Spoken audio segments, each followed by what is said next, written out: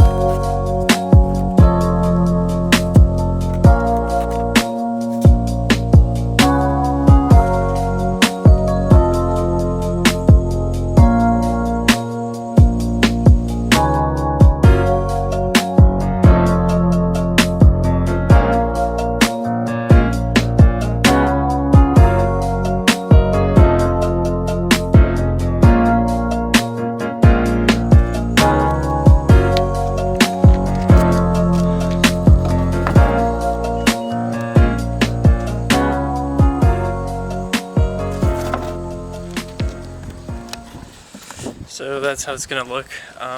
It's obviously not done. I still have to make the rim more perfect of a circle, and I didn't touch the edges at all. I just cut them down.